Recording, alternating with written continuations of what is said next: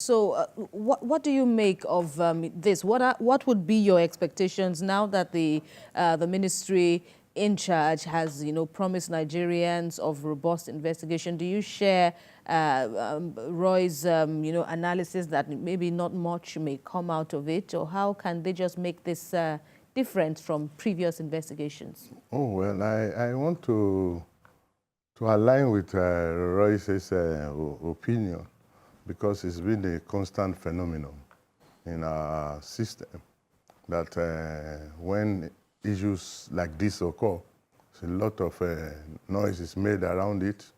And after a week or two, perhaps 3 months, the whole thing dies off. And look at the Kuje break. Nobody has read any comprehensive report. Nobody has been fired.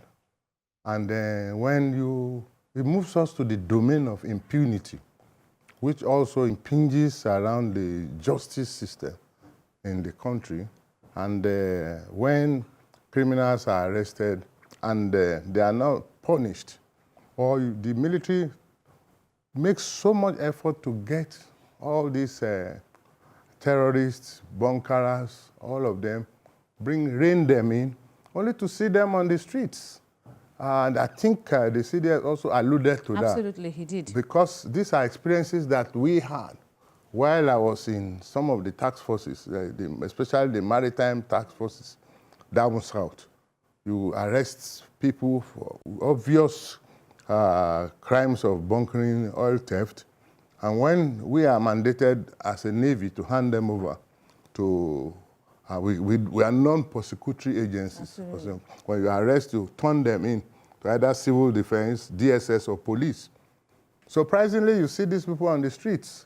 Sometimes they power down their glasses and wave you. And the next time it could be a machine gun firing at you in reprisal for. So these things are frustrating. And also, if you go down to the maritime aspect, this is what informed the destruction in situ of vessels. You burn them there so that they can't have opportunity to rename themselves and repeat such exercises. It's debatable, but honestly, the judicial system have to rejig itself, and also there's need for special courts to try all these crimes. You don't keep them in regular jails. If you look at how the U.S. managed their own terrorism beyond 9/11, you will see that they chose places like Guantanamo Bay, a place far removed from civilization in code, where you can actually deal with issues. The trial courts will be there in the prisons so that we dispense of justice, because justice delayed is justice denied. And these people are empowered by the idea that they know that when you rein them in maximum, their godfathers and their sponsors will come for them and free them on the streets. It's sad. There's need for action on this. I want you to talk more on the fact that prisons are in close proximity to different localities. Like you mentioned, Agodi in Ibadan is within the market, and we have the prisons in Lagos as well, within living areas, yes, residential areas. And it's not just in Lagos and Ibadan, other states as well. Do we have the facilities, or do we have the impetus to move these prisons outside localities like that? Well, that calls for a new thinking, strategic plan, because when those prisons were built, those places were virtually out of town. Take Kirikiri, for example. So quite 20, 25 years ago, Kirikiri was a no-go area. It was a swampland. In fact, you dare not go there. But look at Kirikiri today, it's virtually surrounded by, just as an example, Agodi was probably like that. Yes. And then Kuje. So it speaks about overpopulation, growing population, our demographic pattern of movement, and then the need. Even most of the military barracks that people are clamoring to leave the town now were in the bushes in those days. So we must continue to review our security system and take our priorities, because a lot of money has been thrown into this security management. And of course, it's like throwing money into the ocean. and there's need for new thinking in management of our correction centers. We can rebuild and move them away. And other countries take options of introducing private holding facilities. Okay. And that's, some even have 5 VIP prison facilities for those who can pay for it, who can afford it. So we should begin to look away from government micromanaging every little detail. So some can be outsourced for those who are more competent to manage them. And then, of course, the government will continue to provide the legislation, the empowerment, the policies, while those who have capacity, regulating, yeah, exactly. Thank you. Absolutely. All right. So let's put you on hold and, get back to Roy Ohideve, who is standing by, for more. Well, retired Commodore Ayuba has also shared the worries about also expressed by the CDS, Musa, who said that the judiciary is basically not helping the war against terrorism, especially when it comes to prosecution and all that. Seized items find their way back into the system, and then these suspects end up getting free on bail or through other means. Is the judiciary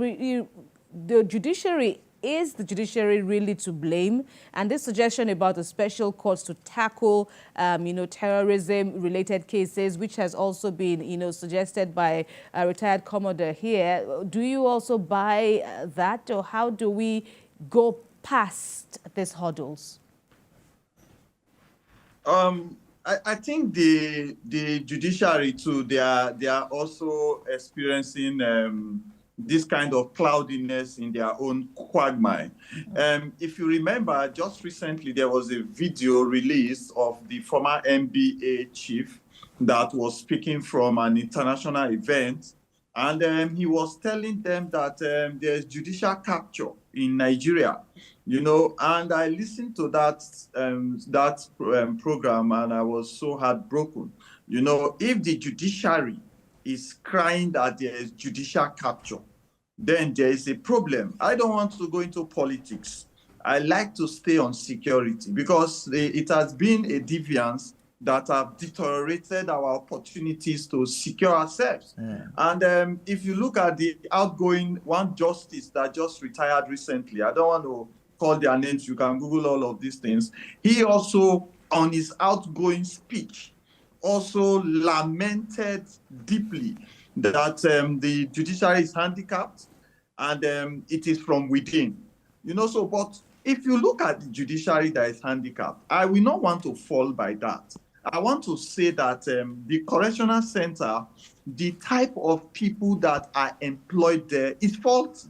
Look, I have opportunity to note and build curriculum for some of these people.